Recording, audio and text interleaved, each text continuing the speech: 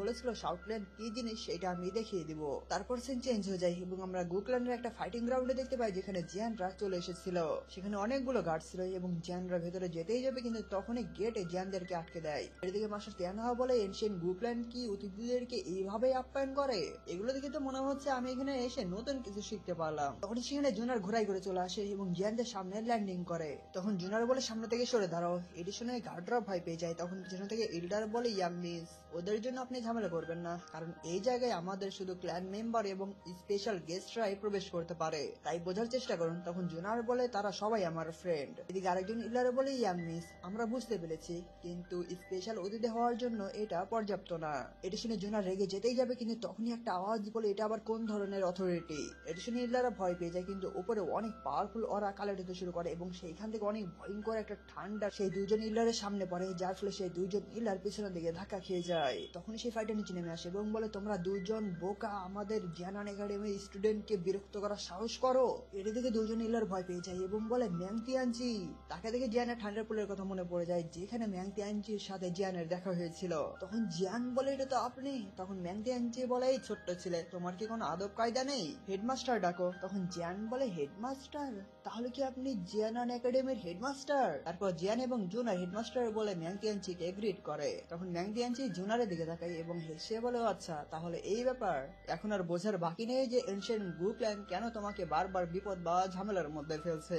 এটি শুনে তো জুনার একদম পুরো লজ্জা পেয়ে যায় এবং জিয়ানকে যেভাবে তাকিয়েছিল সেটা আপনারাই দেখেন। তখন ম্যাং তিয়ানজি বলে ওল্ড ইল্ডার, তোমার কিছু ইল্ডার ইয়াঙ্গার জেনারেশনকে বিপদের মধ্যে ফেলছে, এটা আবার কোন ধরনের কাজ? তখন ওল্ড ইল্ডার বলে গুকওয়ান, গুসু, তাদেরকে ভেতরে আসতে দাও। তারপর জিয়ানরা ভেতরে প্রবেশ করে এবং প্রবেশ করে একটা ভালো জায়গায় পায় যেখান থেকে পুরো গ্রাউন্ড দেখতে পাওয়া যায়। তারপর জিয়ান চারদিকে তাকায়। এদিকে জুনার বলে সামনের এই সেরেমনির মধ্যে হেভেনলি সমাধি ওপেন হবে।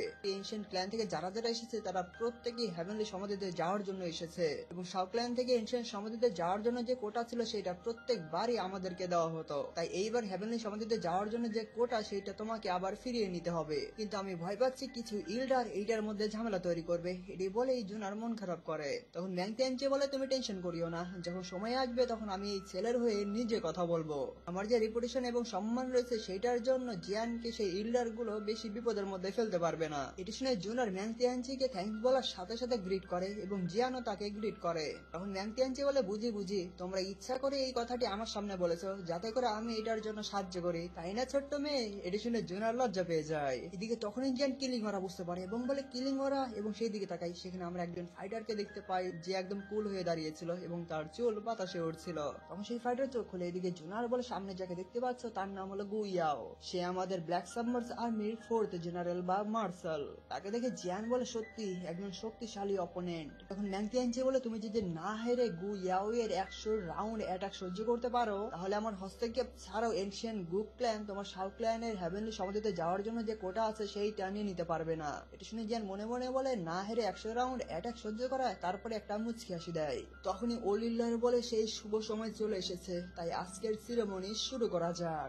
বলে সে তার পাওয়ার ইউজ করে গ্রাউন্ডে একটি পোর্টাল ওপেন করে এবং সেই পোর্টাল থেকে একটা রিং এর মতো ডিভাইস বের করে ফেলে যেটা দিয়ে প্রত্যেকজনের ব্লাড লাইন চেক করা হবে। সেই রিং এর মধ্যে 10টি ক্রিস্টাল ছিল এবং সেই রিং এর মধ্যে যে ফরমেশনটি ছিল সেটি একটু সময় পর কমপ্লিট হয়ে যায়। অন্যদিকে পাশে থেকে একজন ইলার একটি স্ক্রল বের করে ফেলে এবং বলে ফার্স্ট ব্লাড লাইন টেস্ট করাবে লিঙ্কওয়ান। তখন লিঙ্কওয়ান গ্রাউন্ডের মাঝখানে চলে আসে এবং একটা দীর্ঘশ্বাস ফেলে তার ব্লাড লাইন বের করে ফেলে। তারপর লিঙ্কওয়ান তার ব্লাড লাইন সেই রিং এর মধ্যে দিয়ে দেয়, যার ফলে সেই রিং থেকে অনেক এনার্জি বের হয়ে সেই ক্রিস্টাল গুলোর মধ্যে পড়তে শুরু করে। এভাবে সে ওরা পড়তে পড়তে 6টি ক্রিস্টালের উপর পড়ে। এটি দিকে জিয়ান বলে তাহলে এই স্টার কি ব্লাড লাইন পাওয়ার কে রিপ্রেজেন্ট করছে? তখন জুনার বলে তুমি ঠিক বলেছো এবং যে ক্রিস্টাল গুলো দেখতে পারছো সেই প্রত্যেকটা ক্রিস্টাল ব্লাড লাইন কোয়ালিটিকে নির্দেশ করে। 1 ক্রিস্টাল মানে 1 গ্রেড, আর এনশিয়েন্ট ক্ল্যানের ব্লাড লাইনের মোট 10টি গ্রেড রয়েছে। যাদের ব্লাড লাইন পাওয়ার 4 বা তার উপরেই তারাই শুধু এই সিরেমনির মধ্যে অংশগ্রহণ করতে পারবে। তাহলে দেখা যাচ্ছে লিঙ্কওয়ান 6 গ্রেডের ব্লাড লাইনে পৌঁছে গিয়েছে। তার পক্ষে ট্যালেন্ট অর্জন করা এতটাও সহজ ছিল না, কিন্তু লিঙ্কওয়ান এটি করে তার ট্যালেন্টের ভালো একটা পরিচয় দিল।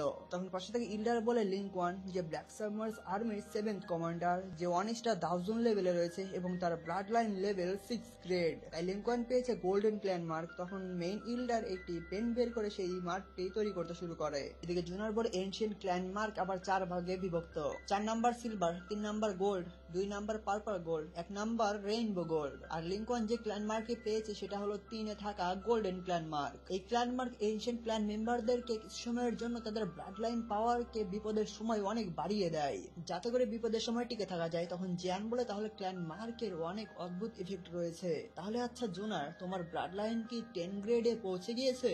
তখন জুনার বলে, আমি অনেক আগে টেস্ট করিয়েছিলাম, তারপর আর টেস্ট করাইনি, কিন্তু 10 গ্রেডের ব্লাড লাইনকে বলা হয় ডিভাইন ব্লাড লাইন। আমাদের এনশিয়েন্ট ক্ল্যানের মধ্যে হাজার বছর হয়ে গিয়েছে এই ডিভাইন ব্লাড লাইনের কাউকে দেখতে পাইনি। এটার জন্য আমি অনেক সন্দেহে আছি, কারণ আমার মনে হয় আমি এখনো ডিভাইন ব্লাড লাইনে পৌঁছাতে পারিনি। অন্যদিকে কিন্তু অন্য ফাইটারদের ব্লাড লাইন টেস্ট চলছিল। এদিকে আমাদের ম্যাংতিয়ানচি বলে, যদি এনশিয়েন্ট ক্ল্যানের মধ্যে কারোর কাছে 9 গ্রেড ব্লাড লাইন থাকে তাহলে দাওশেং লেভেলের পৌঁছানোর চান্স থাকে, আর যাদের কাছে ডিভাইন ব্লাড লাইন থাকে তারা পিক দাওশেং লেভেলেও পৌঁছাতে পারে। আর এই জিনিসটা এতটাও সহজ না যে কেউ ইচ্ছা করলেই সেখানে চলে যেতে পারবে। এর শুনে জিয়ান বলে, ব্লাড লাইন থাকলে পরে দাওশেং লেভেলে পৌঁছাতে পারবে, তাহলে এটা বলতেই হচ্ছে এনশিয়েন্ট ক্ল্যানের ব্যাকগ্রাউন্ড অনেক গভীর। এদিকে একটি মে ফাইটার ক্ল্যান মার্ক পেয়ে যায়। এদিকে সেই ইল্ডার ঘোষণা করে নেক্সট আসবে গু ইয়াও। তারপর গু ইয়াও গ্রাউন্ডে আসে এবং তার ব্লাড লাইন পাওয়ার বের করতে শুরু করে। তারপর ব্লাড লাইন পাওয়ার ছড়িয়ে যায়, যার ফলে সেখান থেকে অনেক ভয়ঙ্কর প্রেসার বের হতে শুরু করে। এদিকে সকল ফাইটার অনেক অবাক হয়ে যায়। তখন ব্ল্যাক সাবমার্স আর্মির একজন ফাইটার বলে, কি সমৃদ্ধ এবং পাওয়ারফুল ব্লাড লাইন। এদিকে গু ইয়াও তার ব্লাড লাইন উপরে থাকা সেই ক্রিস্টালের মধ্যে দিয়ে দেয়, যার ফলে সেইখান থেকে অনেক ভয়ঙ্কর একটা ওয়েভ বের হয়। এদিকে ইল্ডারও অনেক অবাক হয়ে যায়। অন্যদিকে গু ইয়াও এর পাওয়ার সেই রিং থেকে ক্রিস্টালের মধ্যে পড়তে শুরু করে। এভাবে করে 8টা ক্রিস্টাল উপরে উঠে আসে। তখন ইল্ডার বলে, সত্যি ব্ল্যাক সাবমার্স আর্মির জেনারেল হওয়ার যোগ্য তুমি। এদিকে একজন ফাইটার বলে, মিস জোনারেরও তো 8 গ্রেডের ব্লাড লাইন, তাই না? তখন সেকেন্ড কমান্ডার বলে, আরে ইয়াং মিসের টেস্ট তো অনেক আগে করা হয়েছিল, কিন্তু এখন বর্তমানে কেউ জানে না যে ইয়াং মিসের ব্লাড লাইন কতটা পাওয়ারফুল। অন্যদিকে জোনার বলে, জিয়ান এই গু ইয়াও 8 গ্রেড ব্লাড লাইনে পৌঁছে গিয়েছে। অন্যদিকে আমরা গু ইয়াওকে দেখতে পাই যে নর্মাল হয়ে যায় এবং মুখে একটা মস্ত বড় মুচকি হাসি দেয়। তখন একজন ইল্ডার বলে, ব্ল্যাক সাবমার্স আর্মির 4th জেনারেল গু ইয়াও যে 8 স্টার দাওজুং লেভেলে রয়েছে, তার ব্লাড লাইন লেভেল 8 গ্রেডে রয়েছে, তাই সে পুরস্কার হিসেবে পাচ্ছে পার্পল গোল্ড ক্ল্যান মার্ক। তখন মেইন ইল্ডার মার্ক বানাতে শুরু করে, কিন্তু এই মার্ক বেশি পাওয়ারফুল হওয়ার কারণে সেটা একটু বানানোর পর সেখান থেকে অনেক ভয়ঙ্কর রাব বের হতে শুরু করেছিল। তারপর কিছু সময় পর সেই মার্কটি তৈরি হয়ে যায় এবং সেই মার্কটি গু ইয়াও এর কপালে লেগে যায় এবং লাগার সাথে সাথে সেইখান থেকে অনেক ভয়ঙ্কর রাব চারদিক ছড়িয়ে পড়ে। এদিকে পাশে থেকে ইল্ডার বলে, ক্ল্যান মার্ক কমপ্লিট হয়ে গিয়েছে, তাই পরের জন হলো। কিন্তু তখনই গু ইয়াও তাকে থামিয়ে দেয় এবং বলে, ইল্ডার, এই সেরেমনির রুলস অনুযায়ী আমি যে কোনো একজনকে চ্যালেঞ্জ করতে পারবো বর্তমানে, তাই না? তখন মেইন ইল্ডার বলে, হুম, কিন্তু অপর পক্ষের ফাইটার কেউ তোমার চ্যালেঞ্জ অ্যাকসেপ্ট করতে হবে, তখনই ফাইট করতে পারবে। তখন গু ইয়াও ইভিল হাসি দিয়ে বলে, জিয়ান, আমি তোমাকে চ্যালেঞ্জ করছি, তুমি কি আমার সাথে ফাইট করার সাহস করবে? তখন জিয়ান কিছু বলতে যাবে, জোনা সামনে এসে বলে, গু ইয়াও, তোমার ভাগ্য খারাপের দিকে নিয়ে যেও না। তখন গু ইয়াও হাসতে শুরু করে এবং জিয়ানকে বলে, জিয়ান, তুমি যদি ফাইট করতে না চাও তাহলে তুমি বলতে পারো। এটা শুনে জোনার রেগে তার হেভেন ফ্লেম বের করে সামনে আগাতে যেতেই যাবে, কিন্তু তখনই জিয়ান তাকে আটকে দেয় এবং বলে, জোনার, এটা শুধু একটা ফাইট, তাই আমি অ্যাকসেপ্ট করলাম। আজকের এই সেরেমনি অনুষ্ঠানে তার জন্য তোমার মুড খারাপ হতে দিও না। কিন্তু পিছনে থেকে পয়জনকাল এবং কিংলিং একটু ভয় পেয়েছিল। তখন জিয়ান বলে, তোমরা টেনশন করিও না, আজকে আমার শাওক্লান হেভেনলি সমাধিতে যাওয়ার কোটা আবার ফিরিয়ে নিয়ে আসবে, তাই আজকে আমি গু ইয়াওকে হারিয়ে নিজেকে প্রমাণ করে দেব। তখন জোনার বলে, জিয়ান, কিন্তু অনেক কেয়ারফুল থাকবে। তখন জিয়ান হুম বলে। তারপর জিয়ান এবং গু ইয়াও ফাইটিং গ্রাউন্ডে চলে আসে। তারপর জিয়ান তার হ্যাভেন ফ্লেম বের করে সামনে আসে এবং বলে, আমি শাওক্লানের জিয়ান, আর আমি তোমার চ্যালেঞ্জ অ্যাকসেপ্ট করলাম।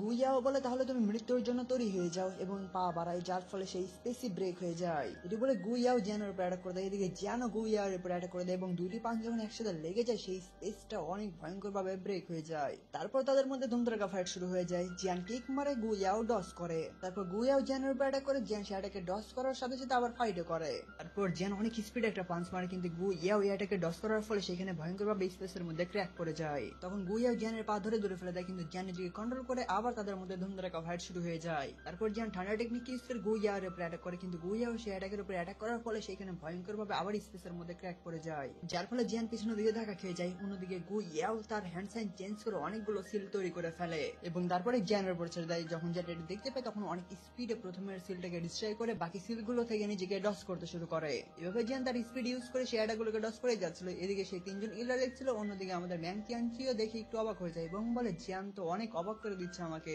অন্যদিকে আমরা জিয়ানকে দেখতে পাই তখন জিয়ান সেই অ্যাটাকগুলো থেকে নিজেকে পালিয়ে পালিয়ে ডস করছিল।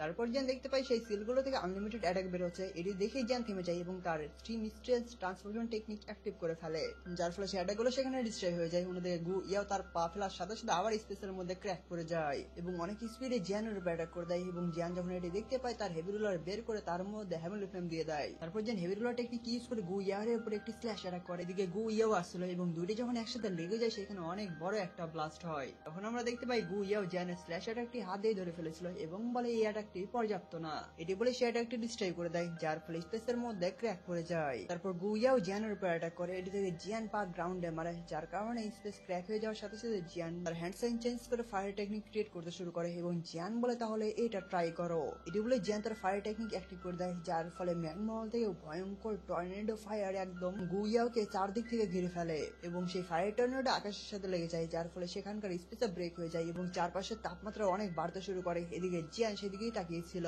এদিকে নিচে থেকে সবাই অনেক খুশি হয়ে যায় এবং কিংলিং বলে এটাই তো আমাদের ইয়াং মাস্টার জিয়ান। কিন্তু সামনে থেকে জোনার ভয় পেয়ে যায় এবং বলে কিছুতে একটা গোলমাল হচ্ছে।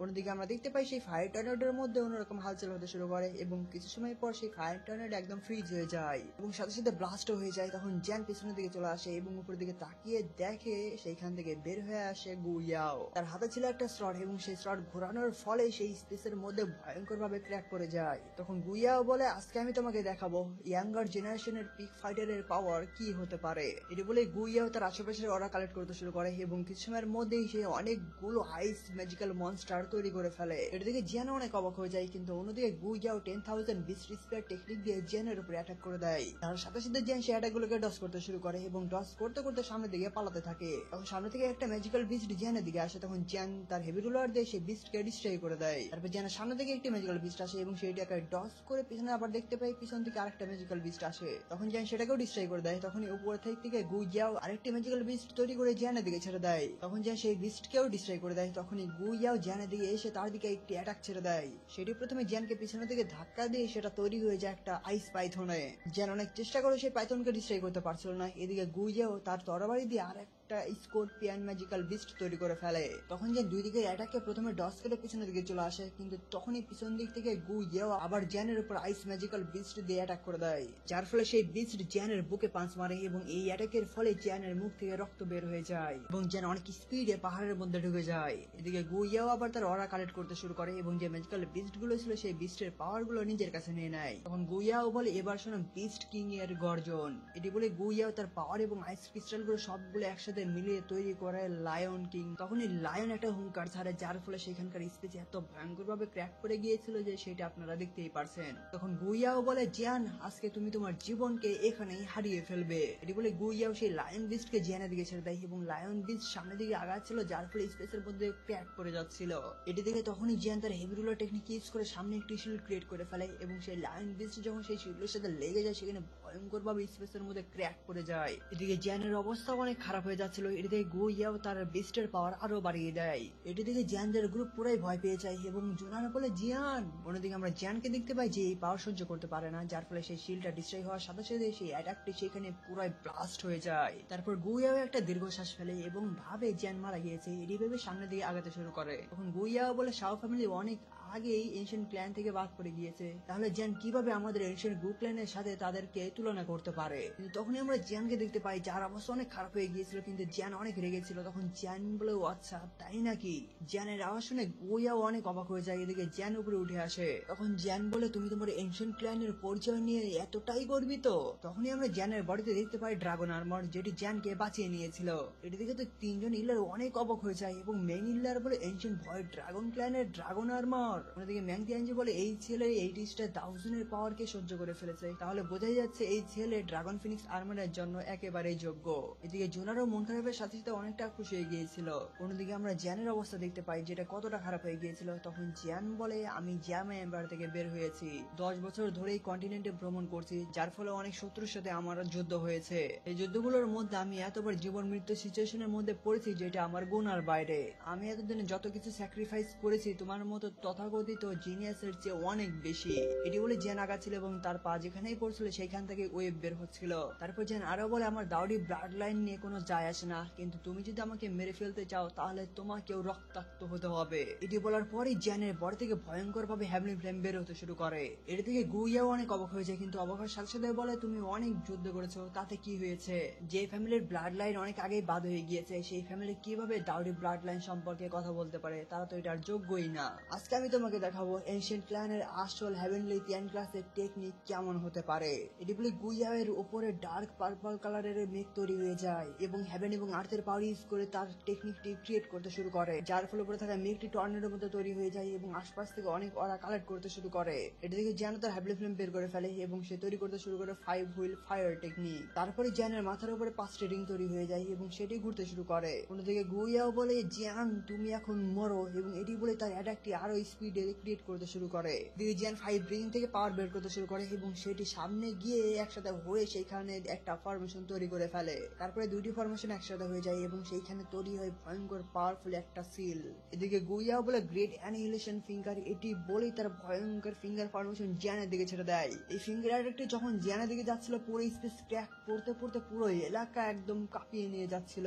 তারপরে অ্যানিহিলেশন ফিঙ্গার অ্যাটাকটি জ্যানের সিলের সাথে লেগে যায় এবং সেইখান থেকে প্রচুর অরা বের হতে শুরু করে, কিন্তু জ্যানের সিলটি ক্র্যাক হয়ে যাচ্ছিল। এটি থেকে কিংলিং ভয় পেয়ে যায় এবং বলে ইয়াং মাস্টার জ্যানের দৈকি তো কমে যাচ্ছে। তখন মাস্টার তিয়ান হওয়া বলে যদিও 5 হুইল ফায়ার টেকনিকের জন্য অনেক বেশি দৈকি প্রয়োজন, কিন্তু তারপরে জ্যান বেশি দুর্বল হয়ে পড়বে না, কিন্তু বর্তমানে জ্যানের যে অবস্থা সেই অবস্থায় বেশিক্ষণ রাখতেও দেওয়া যাবে না। তখন পয়জন গার্ল চিন্তিত হয়ে বলে গ্রেট অ্যানিহিলেশন ফিঙ্গারের পাওয়ারের সামনে 5 হুইল ফায়ার টেকনিকের পাওয়ার সহ্য করতে পারবে না। ওদিকে আমরা দেখতে পাই জ্যানের সিলটি ক্র্যাক করতে শুরু হয়ে গিয়েছিল। এটি থেকে গুইয়া বলে জ্যান এখন মরো এবং তার পাওয়ার বাড়িয়ে দেয়, যার ফলে সেই সিল সেখানে ডিস্ট্রয় হয়ে যায় এবং গ্রেট অ্যানিহিলেশন ফিঙ্গার জ্যানের দিকে যেতে শুরু করে। এটি থেকে তিনজনে ভয় পেয়ে যায় এবং চিৎকার দিয়ে বলে জিয়ান। অন্যদিকে আমরা দেখতে পাই জ্যানের সামনে গ্রেট অ্যানিহিলেশন ফিঙ্গার চলে এসেছিল। তখন জ্যানের চারপাশ থেকে ফ্লেম কালেক্ট হতে শুরু করে। তখন জিয়ান বলে গুইয়াও এখন এইটা টেস্ট করো, এটি বলে জিয়ান তার অ্যাংরি বুদা লোটাস বের করে ফেলে। এটি থেকে গুইয়াওয়ের চোখ কপালে উঠে যায়। এদিকে জিয়ান অ্যাংরি বুদা লোটাস গুইয়াওয়ের দিকে ছেড়ে দেয়। তখন অ্যাংরি বুদা লোটাস সামনের দিকে যেতে শুরু করে এবং যেতে যেতে যখন সেই গ্রেট অ্যানিহিলেশন ফিঙ্গারের সাথে লেগে যায় সেইখান থেকে ভয়ঙ্কর এনার্জি চারদিক ছড়িয়ে পড়তে শুরু করে,